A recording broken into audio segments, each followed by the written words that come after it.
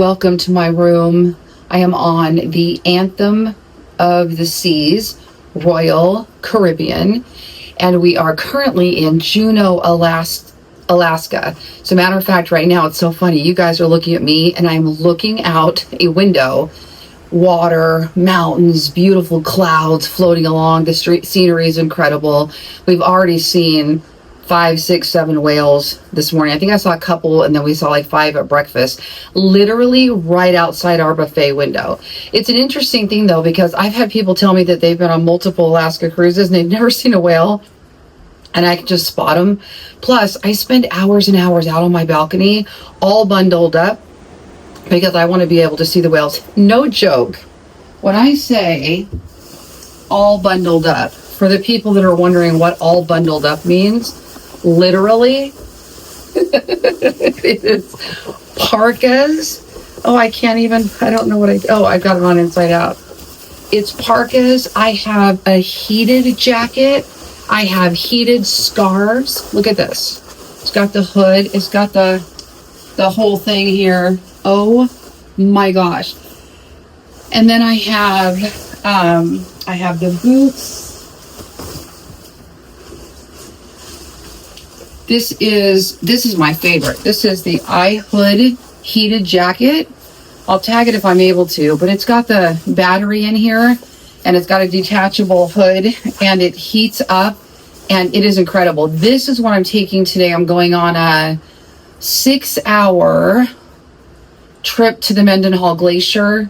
We're going through Stevens Passage, orcas, humpback whales, whale watching, the visitor center. That's going to be the rest of our day. It's like 1:30 p.m. to 7 at night. Okay, so I will be wearing this on that trip. It's funny because it's not that it's it's like 51 degrees.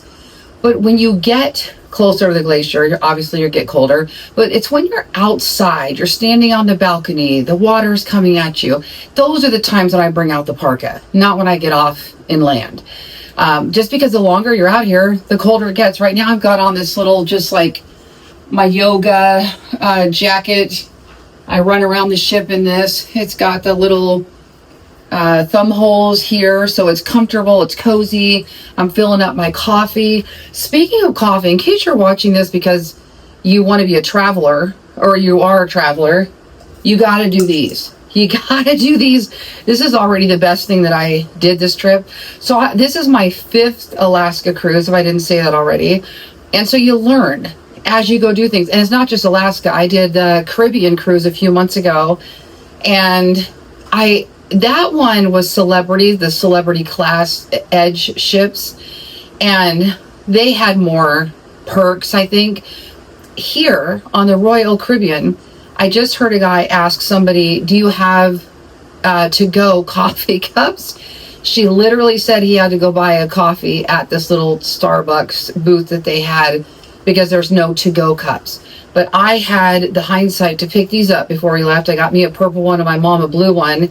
And these are 25-ounce heated, 25-ounce stainless steel thermos type coffee mugs, hot or cold. Then they have these little replaceable silicone sleeves down here that you can replace. They're dishwasher safe. But I just go down every morning. I wake up, I grab my mom's cup and my cup. I walk down to the cafeteria, fill both of these up, and come back to my room. Now, you can have coffee delivered to your room too, but there is a $7.95 surcharge plus the gratuity. So keep that kind of stuff in mind when you're doing that. But this was super easy, and I'm the first one up. I'm up at 6 a.m. before room service even delivers. So I just run down there to fill it up wherever they have it. On the Caribbean cruise, it was like a little coffee shop that had free coffee, and I just dropped down and got that. In fact, one of my favorite things about vacation is actually going and getting coffee in the morning.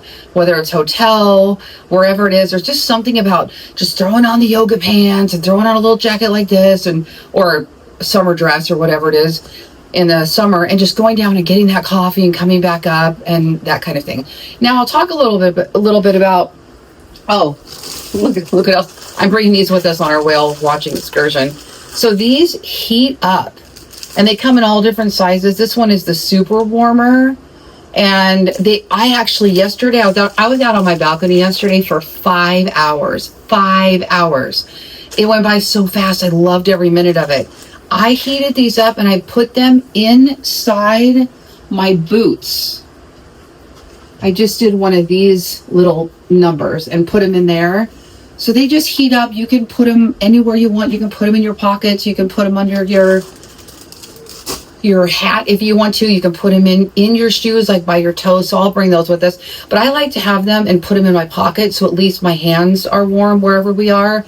So those are great little things. I brought a ton of those for Alaska. So as far as the rooms go, I have my own room and my mom has her own room because I don't do well sharing my space with people anymore. I tend to get cranky, I guess is the way to put it, because I feel like my space is invaded. I've lived alone now for so long. I've been divorced 8 years and I've lived alone, and I have a 4-bedroom house that's just mine. So to put me in a little cramped space with somebody who snores or vapes or, you know, whatever, I can't do it. I gotta have my space. And I would be bothering them too. You know, I get up multiple times a night, whatever it happens to be. So it's on both sides. But for me, I just don't really have the patience or tolerance for it anymore. So I pay the extra and I get our own rooms. And the nice thing about that too is, like, we're in Alaska. When you open this door, it's cold. So if somebody's in the bedroom that doesn't enjoy the cold balcony like I do, they're getting all that cold air coming in on them. And, you know, can you turn that off, or can you close the door, or whatever. So it's just something I've chosen to do. I understand that most people won't do that or can't do that, but I just kind of wanted to drop that in there. Another thing that I'll just tell you a little bit about the differences in the cruise lines, just really quick. The cruise ship I'm on, it has roller skating, bumper cars, basketball, little soccer thing, huge, like double courts of, I think they were playing basketball, but massive. A whole Xbox station. They have a flow rider surfing, where you actually get in your swimsuit and the water's coming all up at you like this, and you get on a little boogie board. It's called a flow rider. They have indoor skydiving, where you actually get in and somebody helps you skydive. And then they have a whole kids camp and a huge arcade. So here's what I've learned, being somebody that loves to cruise. If you have a family, different age groups, Royal is really good for that. Okay. So is Carnival, but I don't like Carnival personally. And I haven't been back on a Carnival ship since, I mean, honestly, it's been decades. But in my head, Carnival was always the cheaper kind of booze cruise-ish. And that's the one I did dozens and dozens when I was younger, in my 20s and even 30s. And then I started going to other ones. So I did Carnival, then Princess, then Norwegian, then Celebrity, or Royal and Celebrity. And I've gone back and forth between Royal and Celebrity now because those were my two favorite. So the challenge is, Royal is so great for families that if you are somebody traveling with no kids, it's a family zone. You know, it's not the same. Like, I've been on Disney too. Disney is more kiddish. There's a lot more to little tea parties they dress up for. This ship, Anthem of the Seas, feels teen, tween, young adult. That's kind of the vibe I feel like is here. Now, Celebrity, hold on, I heard everybody screaming. I don't know if there's a whale out there. Okay. I'm watching because I'm a whale fanatic. That's why I'm here. I love the whales, but I can see outside, so it's okay. So Celebrity, more upscale ship. The Edge class, especially, like my Celebrity room a few months ago, had everything in the room was electric, automated. I don't know what you call it. It's like a smart room. So you walk in, you press a button, daytime, and the windows open, the lights change, the curtains are open. Then you press like movie and it gets halfway dim and it gets this kind of movie ambiance. Night, it closes the blinds, it shuts off all the lights, it closes everything. I had an infinite balcony bedroom, but the ship, gorgeous, impeccable, lots and lots of spots for the adults to hang out, and beautiful outdoor areas where Royal doesn't have that vibe. To me, this ship is very much like you're either going to the spa or you're going to the buffet, to the dining room, and there's one little promenade with like 4 or 5 shops. There's an Irish bar, there's a pizza place, there's a Johnny Rockets, but it's extra. You have to pay extra for it.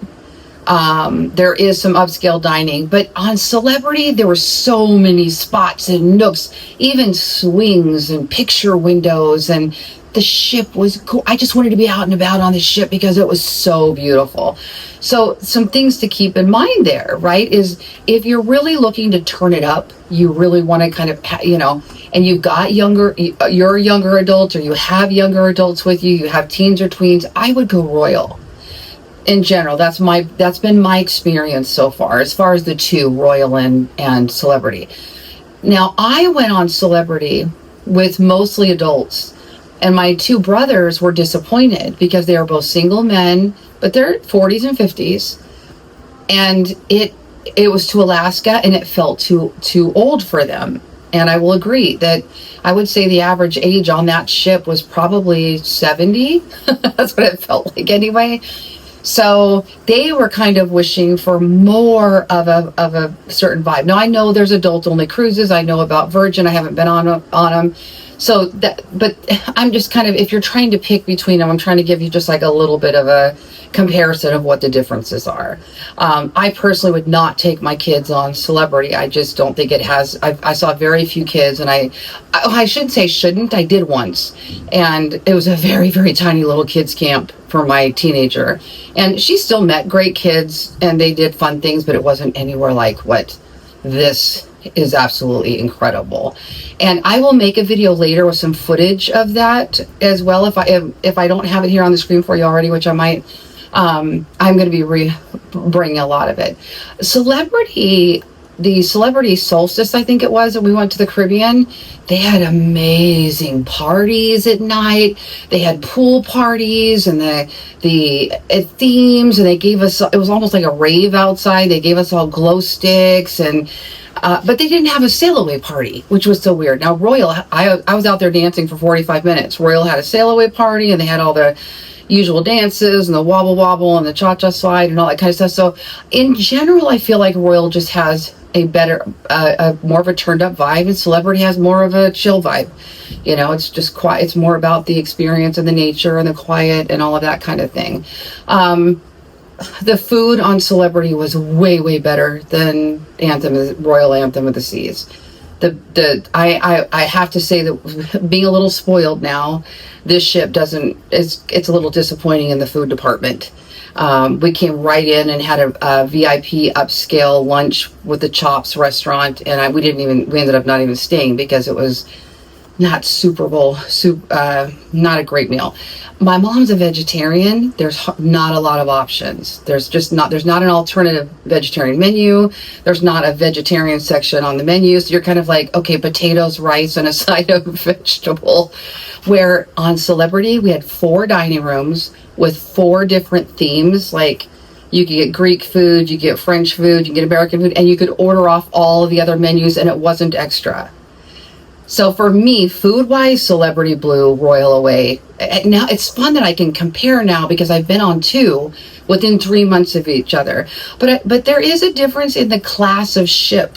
Like Celebrity has, I don't know enough to know, but it has regular ships and it has their Edge class, I think it is. I was on an Edge class. I was on a new, higher-end ship, the one I just got off of. So I'm kind of comparing these back to back.